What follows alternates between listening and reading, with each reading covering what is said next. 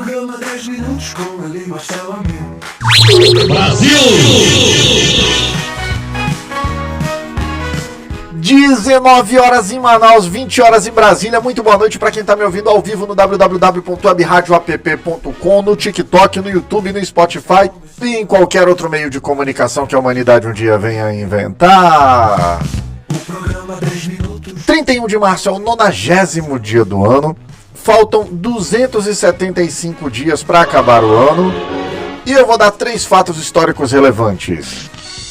Inauguração da Torre Eiffel, 1889. A Torre Eiffel foi inaugurada em Paris, tornando-se um dos monumentos mais reconhecidos do mundo. E é lindo, galera. Vale, quem tiver a oportunidade um dia, vá.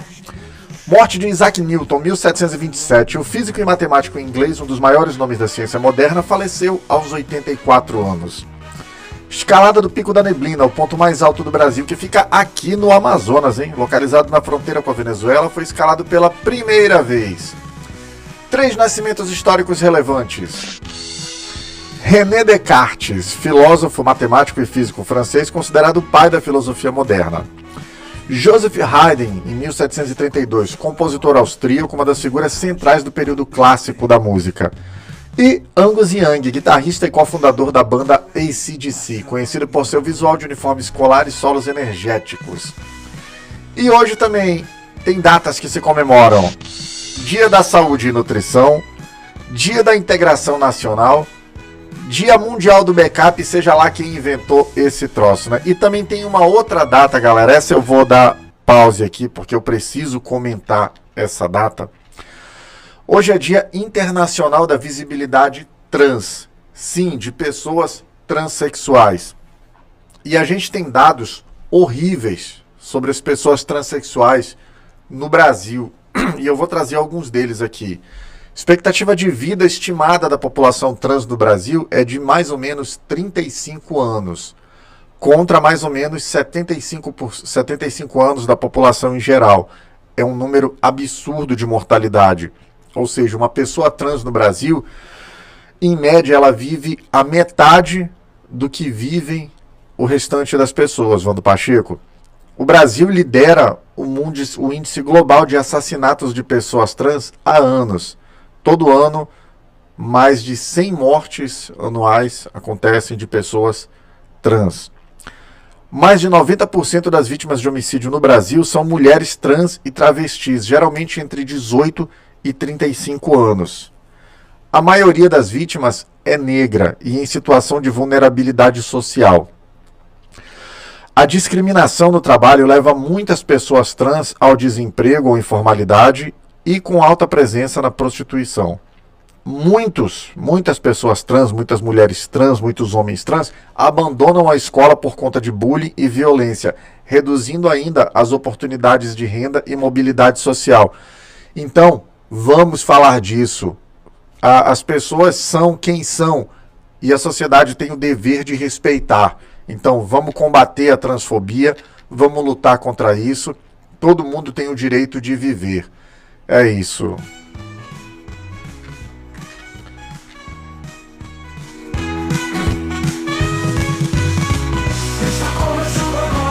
E eu até me perdi aqui na vinheta, né? Que eu nunca tinha feito esses cortes antes, mas vida que segue, né? Vamos lá.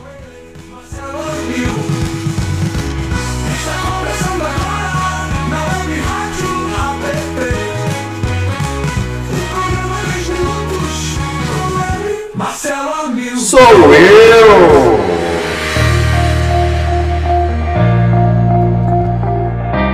Vamos fazer agora o primeiro giro de notícias. Hoje tá ampliado, tá? Agora a gente vai fazer um giro de notícias amazonense também, com os principais portais de notícias daqui do Amazonas. Vamos lá então, chama a vinheta!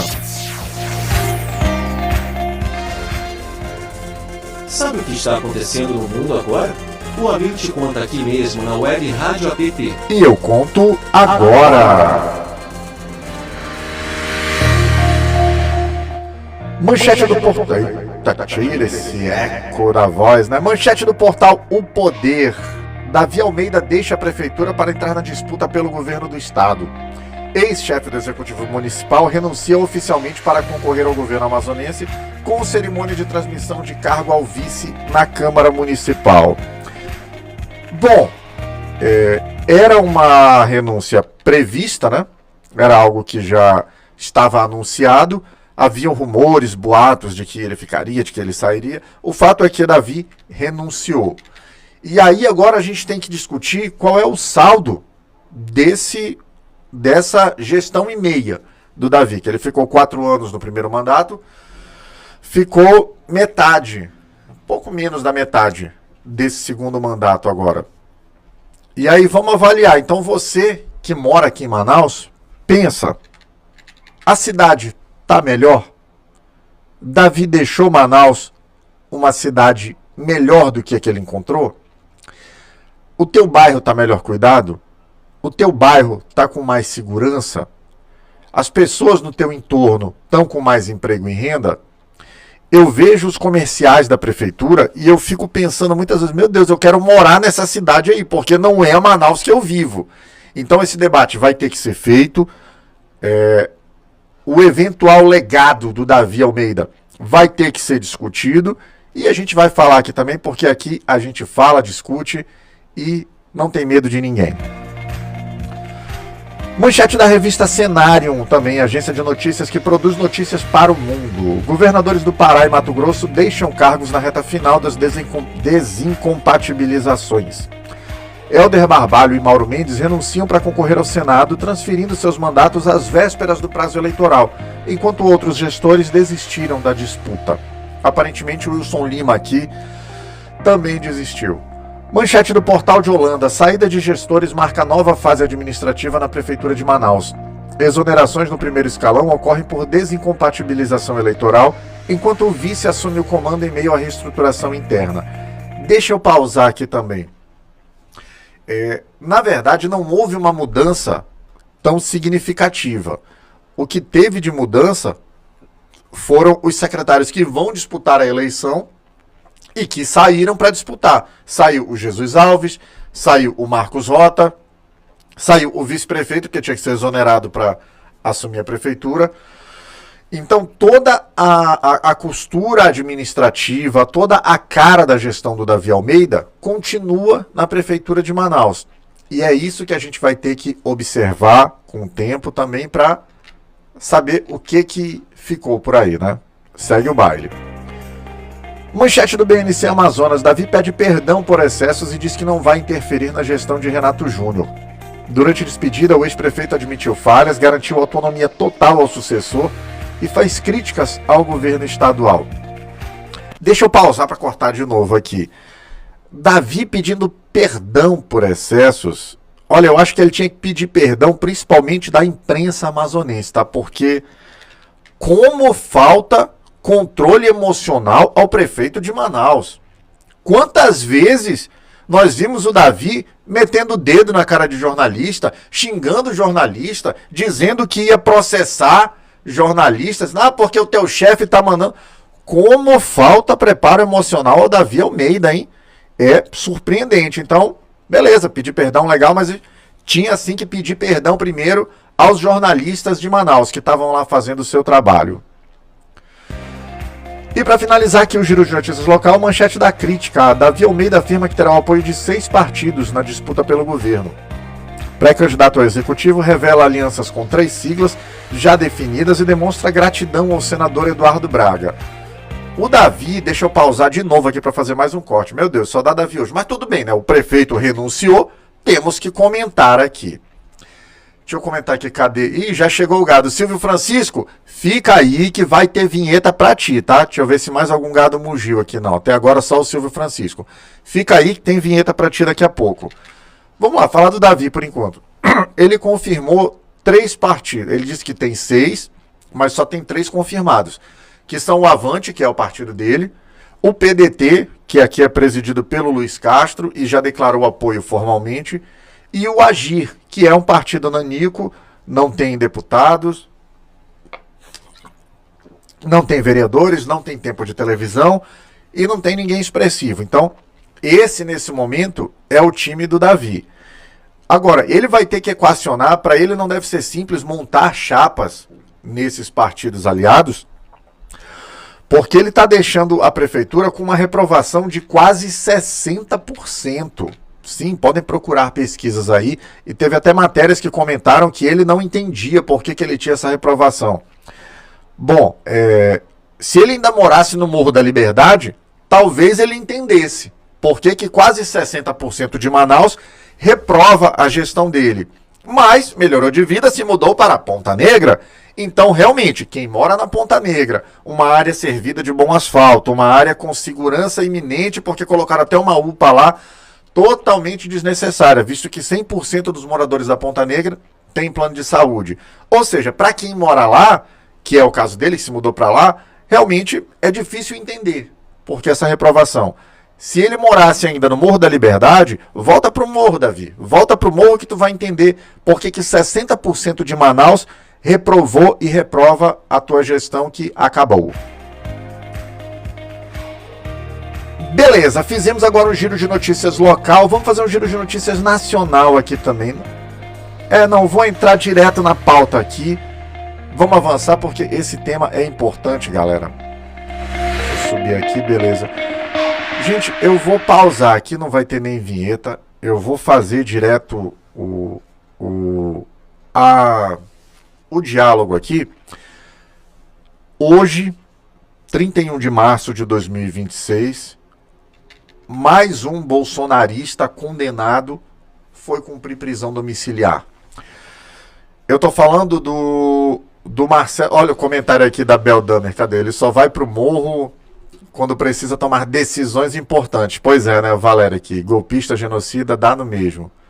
O Porareguá aqui é praticamente outra cidade. É por aí mesmo. Mas vamos lá, daqui a pouco eu falo do Davi de novo. Hoje é um dia triste. Mais um. Mais uma vez, um bandido bolsonarista condenado tá indo para casa. Cumprir pena em casa. Deixa eu rememorar o que aconteceu aqui. Em 9 de julho de 2022, um policial, um guarda municipal, policial municipal, o Marcelo Arruda, que era militante do PT, que era simpático ao presidente Lula, que era tesoureiro municipal do PT lá na cidade dele, ele resolveu fazer o seu aniversário celebrando o seu aniversário e com motivação alusiva ao PT, ao presidente Lula. Então ele alugou um local, ele decorou esse local, ele convidou seus amigos e ele estava lá comemorando o seu aniversário, sua festa de 50 anos.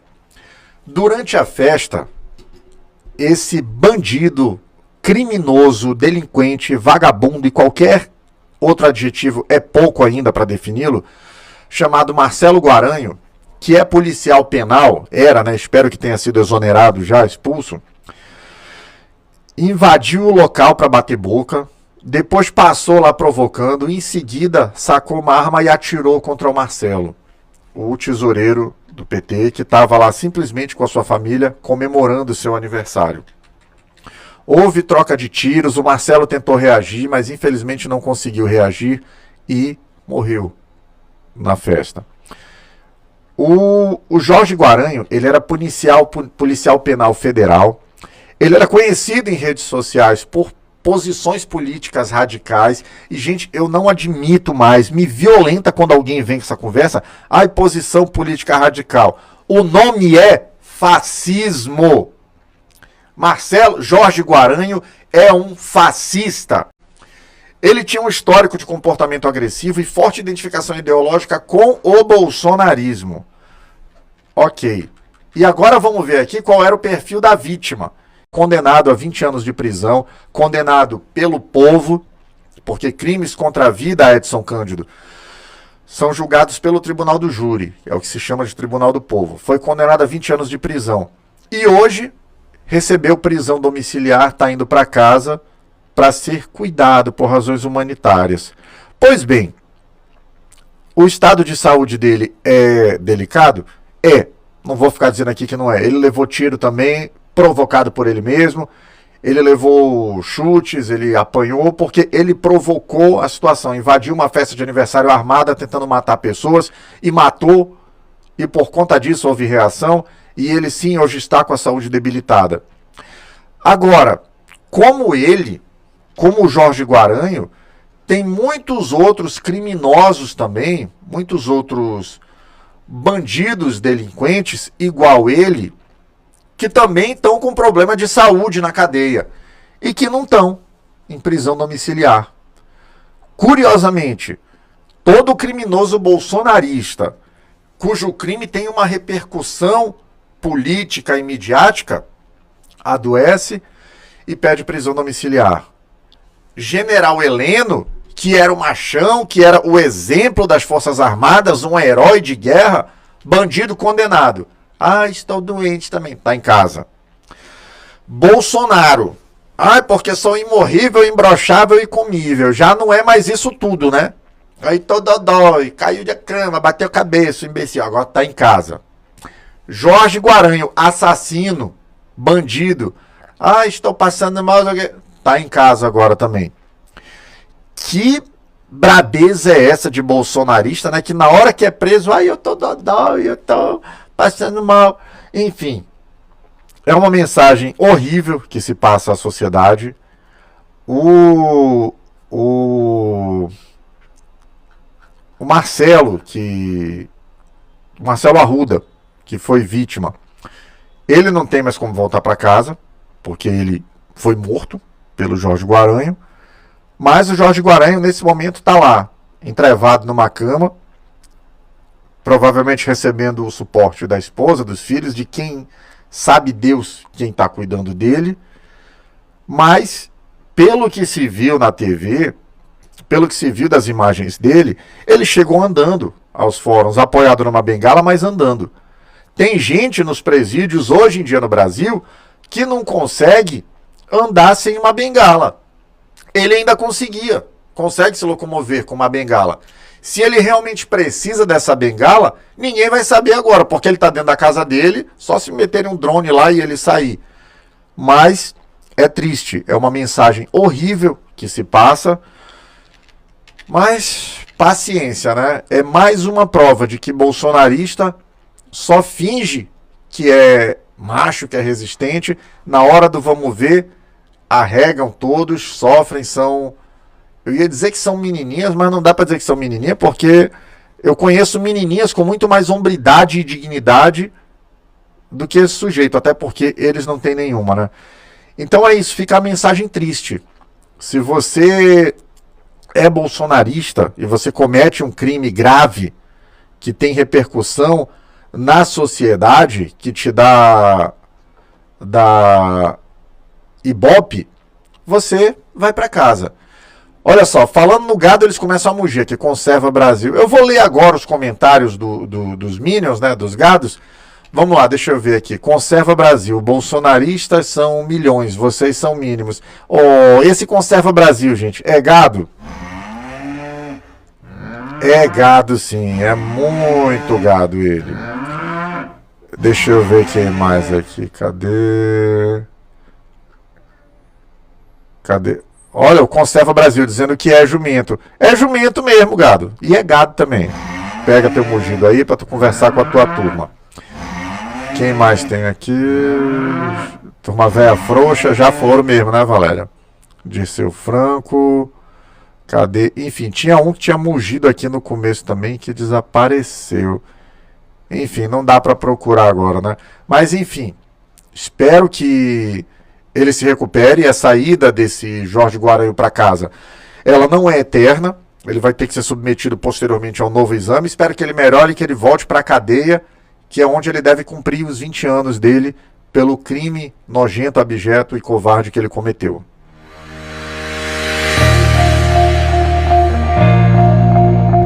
Deixa eu mandar um oi aqui pra galera que tá acompanhando o programa. Deixa eu ver os nomes aqui. Valéria Lima, Conserva Brasil, Francisco Racha, Valdemiro, Carlos Antunes, cadê? Francisco dos Santos, Dantes Bustamante, Miguel Alves da Silva.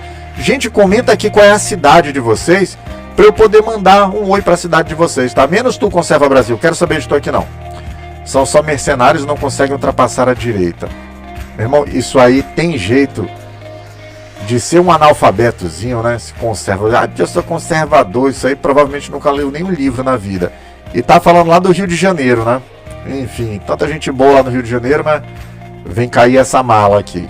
Enfim, paciência. Abdiel Antônio dos Santos, Kamikaze, Janete dos Santos, Paulo Dias Paulão, Jovelino, Augusta Ramos e mais um monte de gente acompanhando a gente no Brasil.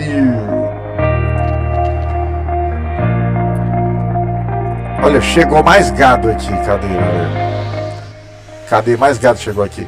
Ser petista é uma tragédia. Oh, gente, esse José Humberto Ferreira é gado?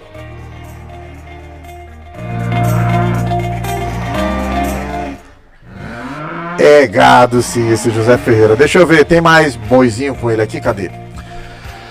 Fala tua formação aí, conserva. Tem até chifre. É isso, meu irmão. Então pronto. 13/2026, o Caiox está certíssimo, meu rei. Cadê? O Milson aqui. Os bolsonaristas são cegos mesmo. Finge que não vê o tanto de direita envolvido em corrupção. É exatamente isso, Milson. Para eles, não, se um mito fez, tá lindo. Eu até comparo, cadê? Eu costumo sempre dizer, Kamikaze, vamos marcando o gado aqui. Milson, se aparecer um vídeo do Bolsonaro na noite de Natal, de coturno, dando uma bicuda na boca de uma idosa, essa turma aqui, igual esse Conserva Brasil, aquele outro lá que eu esqueci o nome, eles vão defender. Eles vão dizer, não, a véia fez alguma coisa e tal. E, enfim, tá aqui de novo, ó. O Brasil acordou e a CPMI mostrou quem são os verdadeiros inimigos do povo. O gado idiota, nem relatório essa CPMI teve, porque ela virou simplesmente um palanque para mentiras. Aquele relator da CPMI ficou inventando as lambanças lá e no final jogou tudo para debaixo do ralo, deu em pizza. Ele não mencionou na CPI a secretária do Flávio Bolsonaro, que a empresa dela estava ligada ao careca do INSS. Ele fez uma lambança de, vamos quebrar o sigilo do filho do Lula. Quebraram o sigilo do filho do Lula, Beldamer. Não encontraram nada. Não encontraram nada e ficaram depois, porque vamos ver e tal. Ou seja, você não assistiu nada. Eu assisti a CPI todo dia, Conserva Brasil. Tu é que eu acho que não assistiu. Lula cada vez mais desgastado. Triste, né? Aqui o Kamikaze comentando. Beleza, não deu em nada o relatório porque teriam que fazer deles mesmos. Exatamente, Kamikaze. Você matou. Ele, o ex-presidente da CPI, hoje chamou uma coletiva para se explicar. Por quê? Porque ele estava mandando dinheiro para a fundação do Nicolas Ferreira. Aquela ligada à Igreja Lagoinha, que está envolvida no escândalo do Master, que tinha o Fabiano Zettel, que era pastor. Meu amigo, a giripoca pior. Cadê? Olha o José Humberto Ferreira. Era esse aqui, né? O Brasil se tornou um país de roubos, vocês são cegos. Né? Com a Polícia Federal trabalhando, investigando. Comentário do Purareguá aqui. Lula é um clone. Bolsonaro ainda é presidente porque a onça tomou água. É exatamente isso, meu irmão. Vamos de vinheta agora, saber o que os portais progressistas do mundo estão falando. Chama a vinheta. Sabe o que está acontecendo no mundo agora? O amigo te conta aqui mesmo na Web Rádio App. E eu conto agora.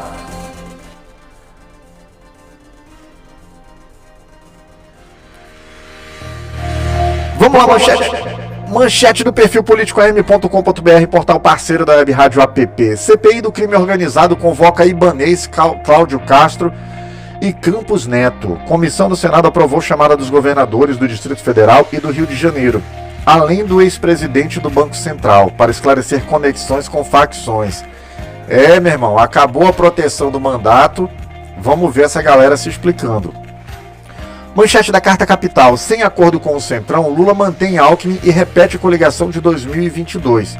O presidente decidiu manter o atual vice na chapa após tentativas de atrair partidos de centro não avançarem, reproduzindo a aliança majoritariamente de esquerda. Esse eu vou comentar. Gente, Geraldo Alckmin é um homem de esquerda? Não é. Geraldo Alckmin se filiou ao PSB para a composição de democratas que levou Lula ao governo. Geraldo Alckmin não é um homem de esquerda.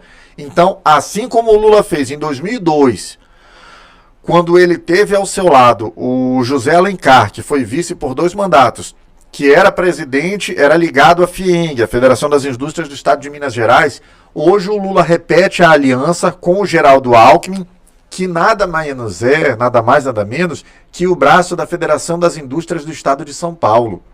Sim, as indústrias de São Paulo participam da chapa do Lula através do Geraldo Alckmin. E foi o que funcionou. Óbvio, no meu mundo perfeito, a gente teria um Brasil muito mais à esquerda do que a gente tem.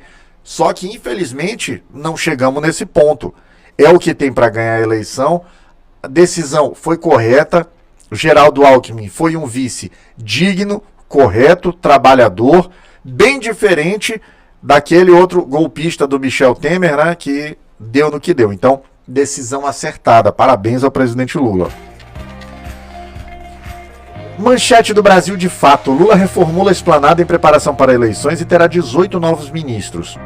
Mudanças no primeiro escalão foram oficializadas em reunião com saída de titulares que vão disputar cargos eletivos e ascensão de secretários executivos. Gente, vou pausar também porque isso foi muito legal. Geralmente o que se faz? Vamos chegar à eleição. Então, demite secretariado, reforma para acolher aliados. Não, o que o Lula fez? Beleza, quem está saindo para participar da eleição, sai. O substituto imediato, que é o vice-ministro, o secretário executivo, depende da estrutura da pasta, ele assume para que haja continuidade. Porque o que está funcionando no governo vai continuar funcionando no governo. Parabéns ao presidente Lula. Finalizando, tá aqui, manchete do Brasil 247, Sabastina de Jorge Messias no STF será no tempo de Davi e segue indefinida no Senado, diz presidente da CCJ. Indicação ao Supremo depende da pauta do presidente da Casa, que não sinalizou urgência para analisar nome do advogado-geral da União. Quando foi para fazer a sabatina do terrivelmente evangélico, né, o André Medonha, ele segurou 4 meses lá. Então, vamos ver como é que tá, né? O presidente Lula sabe o termômetro das coisas. Se ele decidiu mandar agora, provavelmente é porque ele acha que dá para aprovar. Finalizando o giro de notícias aqui, manchete do ICL Notícias. CPI do crime organizado convoca Roberto Campos Neto para depor. Senadores aprovaram chamada do ex-chefe da autoridade monetária para investigar possíveis omissões e fragilidades na supervisão de instituições financeiras. Olha, deixa eu pausar aqui também porque isso é importante. O Campos Neto, ele era presidente do Banco Central quando começou o escândalo do Master. Não pensem que essa situação do Bancos Master começou anteontem. Isso aí tem passado, tem laço, tem alguns anos já que esse cara tá roubando. E também quando começou o escândalo, a farra do INSS. Ou seja, o Campos Neto tem sim muita explicação para dar. E que bom que acabou a blindagem. Que bom que agora ele vai dar as explicações que ele tem que dar. Então é isso. Vamos para o momento dedo na goela aqui, ó. Olha, bolsonaristas, cadê? Conserva Brasil, Zé Ruela. Quem mais? Aquele outro José Humberto também. Quem for bolsonarista que estiver assistindo aqui, que bom, né? Vocês estão aprendendo, vão sair daqui pessoas, eu diria melhores, mas não, menos piores, né? Então, agora eu vou falar de um ídolo de vocês. Momento dedo na goela no programa. Quando a gente fala de uma pessoa horrível, de uma pessoa escrota, de uma pessoa nefasta. Chama a vinheta.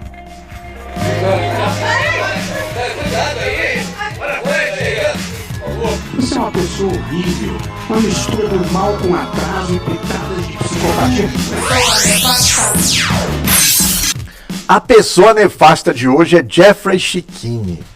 Jeffrey Chikine é advogado criminalista desde 2013, mestre em direito penal. Ganhou notoriedade ao defender figuras do bolsonarismo investigadas no STF, como o deputado Felipe Barros e o Felipe Martins. Sua ascensão se consolidou com forte presença digital, com mais de 43 mil seguidores no Twitter. Foi homenageado pela Câmara de Curitiba como advogado paranaense de destaque e em 2026 participou da farsa que foi o pedido de prisão do Lulinha, do Fábio Luiz. Seu histórico expõe agressividade, já chamou jornalista de verme, já protagonizou embates com Alexandre de Moraes, que inclusive o acusou de litigância de má-fé por estar procrastinando a defesa de Felipe Martins.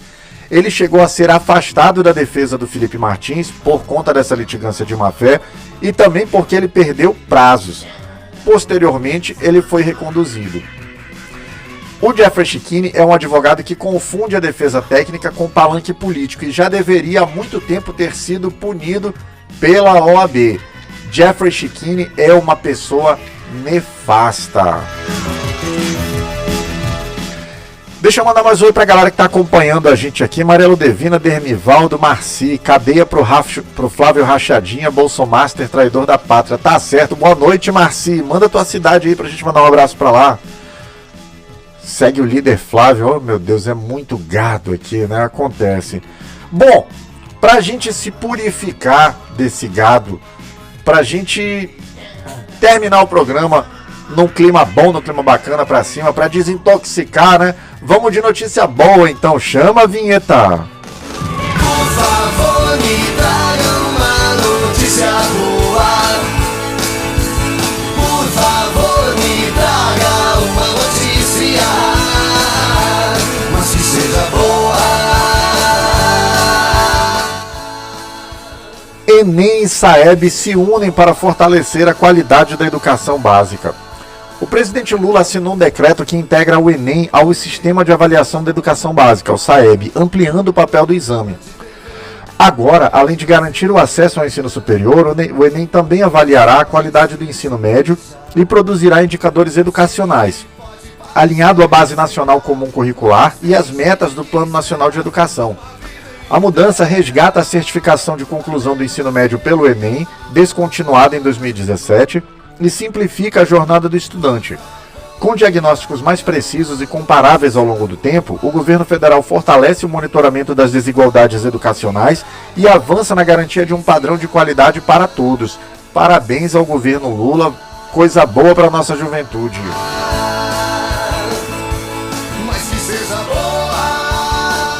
Deixa eu dar mais uma lida nos comentários aqui, ó. O comentário da Marci. Estudantes chilenos protestam contra corte na educação anunciados por Cast, de extrema direita. É isso, né? A Marci é Lula no primeiro turno, com certeza. Terrivelmente evangélico não conseguiu blindar todos os pastores envolvidos no Bolsomaster. E nem vai conseguir, né, Vânia Lúcia? Essa família Bolsonaro são bandidos corruptos, são mesmo. E só piora. Vive o pé de meia morto na educação. Sai, maluco. Gente, 19 horas e 34 minutos em Manaus. Programa chegando ao fim. Você que está acompanhando ao vivo, assim que terminar o programa, já entra lá no YouTube, procura por Web Rádio App, curte o canal, ativa o sininho, deixa um like, deixa um comentário. Se você gostou do tema, copia o link e manda para alguém que você acha que também tenha que ouvir. E você que acompanhou pelas redes sociais, assim que terminar o programa, entra lá no www.webradioapp.com, baixa o aplicativo, é super leve, é de graça, não tem que fazer login, tem música 24 horas por dia, tem jornal de manhã, tem jornal de tarde, e de segunda a sexta, às 20 horas de Brasília, 19 horas de Manaus, tem eu, Marcelo Amil, sempre falando sobre um tema interessante e inteligente que vale a pena discutir. Por hoje é só, eu fui!